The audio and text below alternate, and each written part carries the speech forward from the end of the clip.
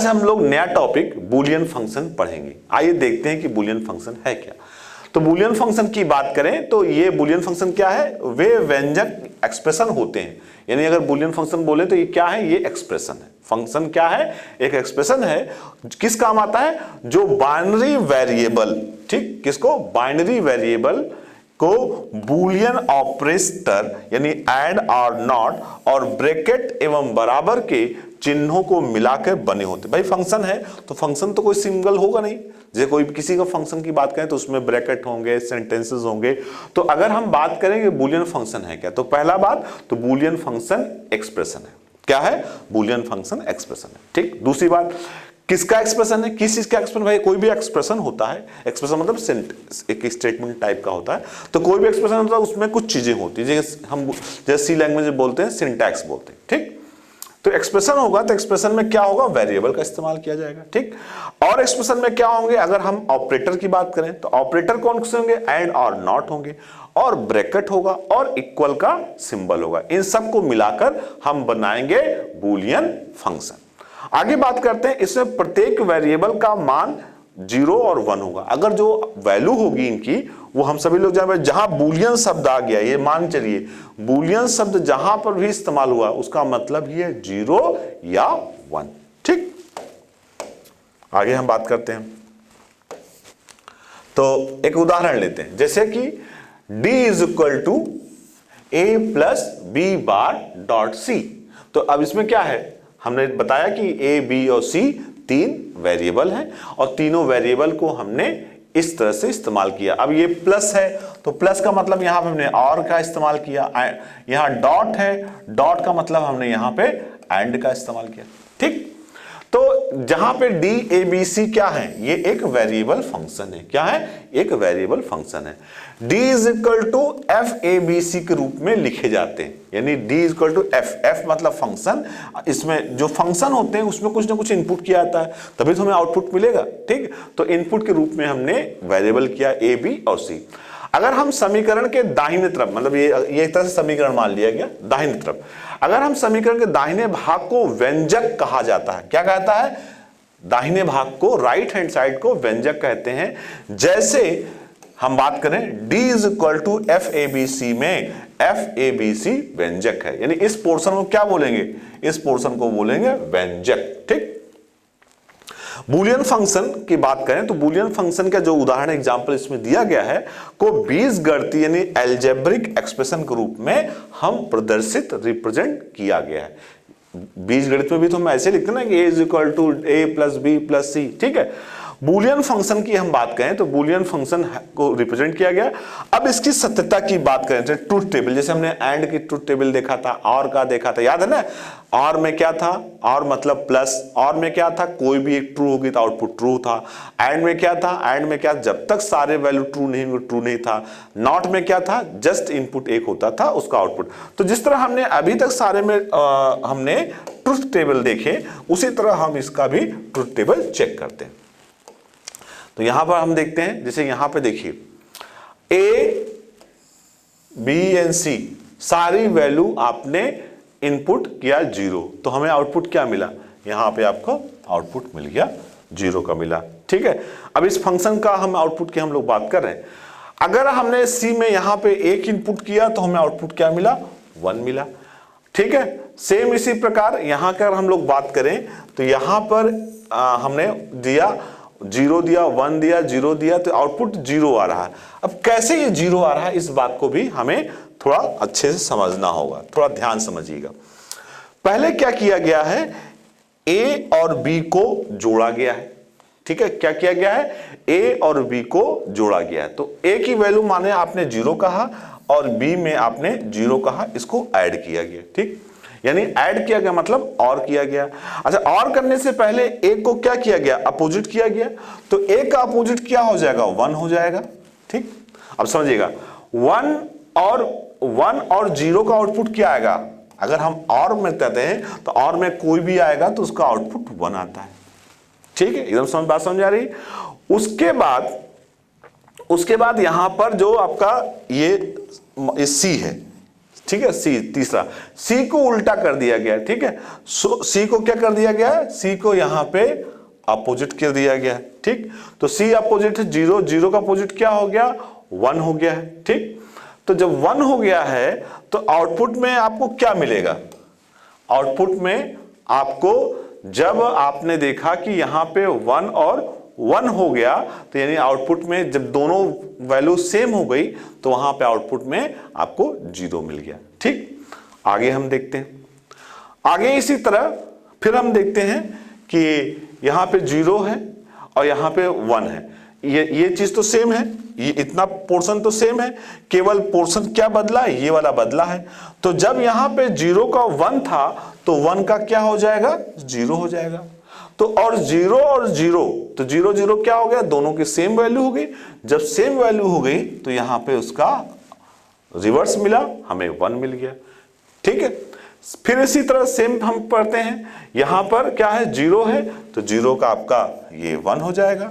1 के बाद हमने क्या किया, 1 के बाद हमने क्या किया, प्लस b किया, प्लस b मतलब 1। इसका आउटपुट अगर हम देखें तो इसका आउटपुट क्या होगा, 1 और 1 का यानी 1 आ गया। अब हम एंड देख रहे हैं, ठीक है, इसमें हम एंड देख रहे हैं डॉट सी का। तो अब इसकी वैल्यू क्या करेंगे, ये आपकी 1 हो गई, ठीक है। तो 1 हो गई तो फिर दोनों क्या होंगे, सिमिलर हो गए। जब सिमिलर हो जाएंगे तो हमें आउटपुट क्या मिल जाएगा, 0 मिल जाएगा, ठीक। तो इसी तरह हम इस फंक्शन को पूरा सॉल्व कर लेंगे, ठीक है। आगे हम और देखते हैं। तो इस तालिका की बात करें तो इस तालिका में रो की संख्या 2n के बराबर, रो 2n के बराबर होती है, जहां n क्या है, n फंक्शन में बाइनरी वेरिएबल, ठीक है। n फंक्शन में क्या है, बाइनरी वेरिएबल। तो अब बाइनरी वेरिएबल की बात करें तो बाइनरी वेरिएबल क्या है, बाइनरी वेरिएबल क्या है, उस संख्या को प्रदर्शित करता है, ठीक। तो जो तालिका जो हमने टेबल आपको बनाई थी, टेबल की पंक्तियों में रो 0 तथा 1 के संयोजन कॉम्बिनेशन के द्वारा बाइनरी नंबर को 0 से लेकर 2 - 1 तक गणना प्राप्त होती है। यानी अगर 2 की n की वैल्यू 2 हो गई तो यानी कितनी हो जाएगी, 2 पावर 2 - 1, यानी आपका 0 से कितना हो जाएगा, 4 - 3, ये आपका 3 तक आ जाएगा, ठीक है। इस चीज को और देखते हैं, बूलियन फंक्शन का लघुकरण मतलब क्या होता है, उसको छोटा करना। Minimisation of Boolean function, Boolean function को हम किस तरह छोटा मिनिमाइज कर सकते हैं, आगे समझते हैं। तो अगर हम लॉजिक गेट का बात करें तो लॉजिक गेट की मदद से का प्रयोग बूलियन फंक्शन को लागू करने के लिए किया जाता है, ठीक है। लॉजिक गेट का प्रयोग किस लिए किया जाता है, बूलियन फंक्शन को रिप्रेजेंट करने के लिए। अगर हम एग्जीक्यूशन की बात करें, एग्जीक्यूशन के समय फंक्शन का प्रत्येक पद ईच पोस्ट गेट के साथ लागू यानी अप्लाइड किया जाता है, एवं पद का प्रत्येक बाइनरी वेरिएबल, यानी बाइनरी वेरिएबल की बात करें, बाइनरी वेरिएबल गेट के लिए एक इनपुट की रचना यानी एक डिजाइन करता है। क्या करता है, एक डिजाइन करता है। अब डिजाइन करके हम लोग देखते हैं, इसके बारे में बताते हैं आपको, ठीक है। तो हम बात करें बूलियन फंक्शन। अगर बूलियन फंक्शन में हम मिनिमाइजेशन की बात करें तो इसकी 3 विधियां हैं। कितनी विधियां हैं, 3 विधियां हैं। पहला है बूलियन व्यंजकों का बीजगणितीय संचालन, जिसे इंग्लिश में कहते हैं algebraic manipulation of Boolean expression, ठीक। दूसरा है लघुकरण को करने की सारणीबद्ध विधि यानी टेबुलर मेथड। दूसरा क्या है, टेबुलर मेथड ऑफ मिनिमाइजेशन। तीसरा है कार्नोट मैप। काफी कार्नोट मैप की बात करें तो कार्नोट मैप काफी एग्जाम में पूछा जाता है, चाहे कॉम्पिटिटिव एग्जाम्स हो चाहे सिंपल ग्रेजुएशन के प्रोग्राम्स भी हो जिसमें कंप्यूटर से रिलेटेड कोर्स होंगे, तो उसमें ये टॉपिक कार्नोट मैप जरूर पूछा जाता है, ठीक है। आइए हम आगे बात करते हैं। तो बूलियन फंक्शन के पूरक की बात कर रहे हैं, कॉम्प्लीमेंट ऑफ बूलियन फंक्शन। तो कॉम्प्लीमेंट का मतलब क्या है, उसका कॉम्प्लीमेंट, उसका अपोजिट भी बोल सकते हैं। तो बूलियन फंक्शन में f का पूरक कॉम्प्लीमेंट f डैश होता है। क्या होता है, f का पूरक f डैश होता है। इसे फंक्शन के लिए परिभाषित या डिफाइन की गई है, ठीक है। अगर ट्रुथ टेबल की बात करें तो 1 के लिए 0, ठीक है, ट्रुथ टेबल 1 के लिए 1 के लिए 0 अथवा 0 के लिए 1 का स्थान बदल कर प्राप्त किया था, यानी उसमें जहां 0 है वहां 1, जहां 1 है वहां 0 रख के प्राप्त किया था। एक उदाहरण समझते हैं। उदाहरण के लिए नीचे दर्शाए गए चित्र फिगर में फंक्शन है f है, तो यानी यहां पे बताएं x dot Y plus x dot Z. ठीक है, इनके z भी हो सकता है, x dot Y bar plus x bar dot Y का प्रयोग भी हो सकता है। और इनके पूरे कॉम्प्लीमेंट की बात करें तो यहाँ f बार से प्रदर्शित या डिफाइन किया जाता है। किससे द्वारा किया जाता है? f बार, इसका जो अपोजिट होगा क्या हो गया? f बार होगा। ठीक, आगे हम देखते हैं इसको।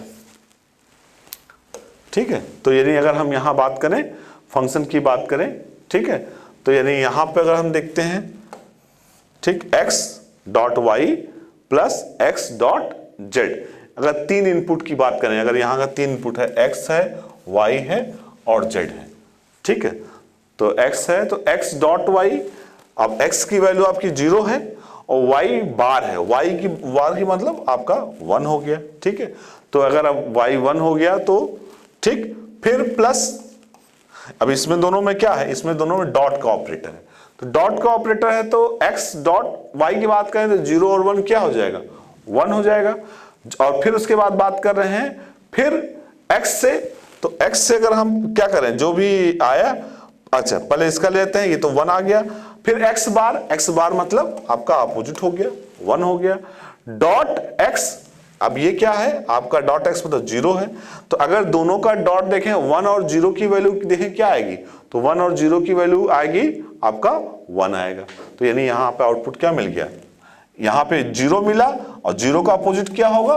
1 होगा। ठीक, यहां पे आप देखिएगा जो भी फंक्शन का हमें आउटपुट मिलेगा f बार में उसका अपोजिट मिलेगा। यहां पे f मिला 1, उसका अपोजिट क्या है? 0। यहां 0 मिला, 0 का अपोजिट क्या है? 1। 1 का अपोजिट क्या है? 0। 1 का अपोजिट क्या है? 0। 1 का अपोजिट 0। 0 का अपोजिट 1। 0 का अपोजिट 1। तो इस तरह जो भी फंक्शन में हमें जो भी वैल्यू प्राप्त होगी f बार में उसका हमें अपोजिट प्राप्त होगा। ठीक, आगे हम और समझते हैं। अगर हम बात करें एल्जेब्रिक में, तो एल्जेब्रिक में किसी फंक्शन के पूरक यानी कॉम्प्लीमेंट को डी मॉर्गन प्रमेय द्वारा हल किया जा सकता है। डी मॉर्गन प्रमेय के द्वारा हम इसे हल कर सकते हैं। इसके सामान्यकृत, इसके जनरली ऐसे लिखते हैं a1 plus a2 plus a3 और होल का बार। अब इसको अलग अलग भी कर सकते हैं। ये डी मॉर्गन में कहा था ना कि किसी भी चीज को जो है प्लस है उसे हम मल्टीप्लिकेशन में तब्दील कर सकते हैं। तो ये तो तब्दील जब करते हैं तो उसका जो बार है अपोजिट कर देते हैं, उसका कॉम्प्लीमेंट कर देते हैं, तो a1 बार डॉट a2 बार। ठीक, इसी तरह हम उल्टा कर सकते हैं, अगर मल्टीप्लिकेशन है तो हम उसे प्लस में कन्वर्ट कर सकते हैं। तो यह प्रमेय, यह थ्योरम स्पष्ट करता है कि फंक्शन के पूरक, ठीक है, कॉम्प्लीमेंट और या एंड संचालन ऑपरेशन को पूरक कॉम्प्लीमेंट के रूप में प्राप्त किया जा सकता है, कि हम उसके कॉम्प्लीमेंट के रूप में उसको हम प्राप्त कर सकते हैं।